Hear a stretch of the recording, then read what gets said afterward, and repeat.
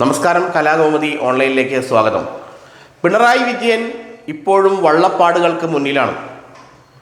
കോൺഗ്രസും UDF-ഉം തിരഞ്ഞെടുപ്പിനെ എങ്ങനെ നേരിടണമെന്ന ചിന്താക്കുഴപ്പത്തിൽപ്പെട്ട് ഉഴലുമ്പോൾ ക്ഷേമ പെൻഷനുകൾ വർദ്ധിപ്പിച്ചുകൊണ്ടും സർക്കാർ സേവനങ്ങൾ പുതുതായി പ്രഖ്യാപിച്ചുകൊണ്ടും പിണറായി വള്ളപ്പാടുകൾക്ക് മുന്നിലെത്തിക്കഴിഞ്ഞു.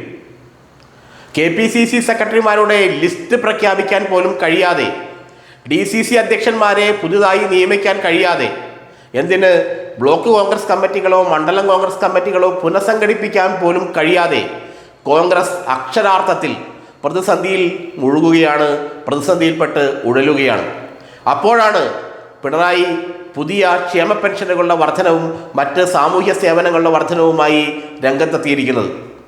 നവംബർ മാസത്തിൽ തദ്ദേശ സ്വയംഭരണ സ്ഥാപന തെരഞ്ഞെടുപ്പ് നടക്കുകയാണ്. തദ്ദേശ സ്വയംഭരണ സ്ഥാപന തെരഞ്ഞെടുപ്പിലേക്കുള്ള എല്ലാ രാഷ്ട്രീയ നീക്കങ്ങളും പിണറായി ഏറെക്കുറെ പൂർത്തിയാക്കി കഴിഞ്ഞു. CPM തങ്ങളുടെ സ്ഥാനാർത്ഥികളെ പോലും ഏറെക്കുറെ എല്ലായിടത്തും നിശ്ചയിച്ചു കഴിഞ്ഞു. എന്നാൽ കോൺഗ്രസ് ആകട്ടെ ഇപ്പോഴും ഭാരവാഹി ലിസ്റ്റിൽ ചൊല്ലിയുള്ള അല്ലെങ്കിൽ ഭാരവാഹി ലിസ്റ്റിനെ ചൊല്ലിയുള്ള തമ്മിൽ തല്ലിലും അടികലശലുമായി നടക്കുകയാണ്. ഇതുവരെ കൃത്യമായൊരു ഭാരവാഹി ലിസ്റ്റ്, KPCC ഭാരവാഹി ലിസ്റ്റ് പോലും പ്രഖ്യാപിക്കാൻ കോൺഗ്രസ് നേതൃത്വത്തിന് കഴിഞ്ഞിട്ടില്ല എന്നത് വലിയ ഒരു ഗതികേടായി തന്നെ പല നേതാക്കളും കരുതുന്നു. നവംബർ അവസാന വാരത്തോടെ പുതിയ മുനിസിപ്പാലിറ്റികളും അല്ലെങ്കിൽ കോർപ്പറേഷനുകളിലും ജില്ലാ പഞ്ചായത്തുകളിലും ബ്ലോക്ക് പഞ്ചായത്തുകളിലുമെല്ലാം ഭരണസമിതികൾ അധികാരത്തിൽ വരും. നവംബർ 20 തന്നെ തദ്ദേശ സ്വയംഭരണ തെരഞ്ഞെടുപ്പുകൾ പൂർത്തിയാകും. എന്നാൽ കോൺഗ്രസും UDF-ഉം ഇതൊന്നും അറിഞ്ഞ മട്ടില്ല.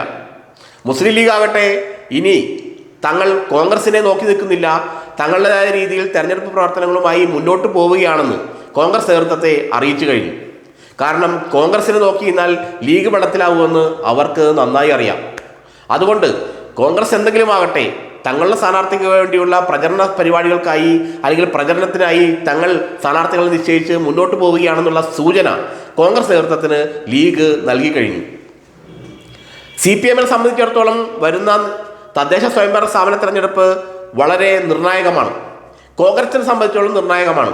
കാരണം തദ്ദേശ സ്വയംഭരണ തെരഞ്ഞെടുപ്പിൽ ആര് എങ്ങനെ നേട്ടങ്ങൾ കൊയ്യുന്നു എന്നതിനെ ആശ്രയിച്ചിരിക്കും വരുന്ന നിയമസഭാ തെരഞ്ഞെടുപ്പിലെ രാഷ്ട്രീയ നേട്ടങ്ങൾ. ഇത് വളരെ നന്നായി തന്നെ പിണറായിക്കും CPM-നും അറിയാം. എന്നാൽ കോൺഗ്രസിനെ സംബന്ധിച്ചിടത്തോളം ആരാണ് ഭാരവാഹി എന്ന് പോലും അറിയാൻ കഴിയാത്ത അവസ്ഥയിലാണ്.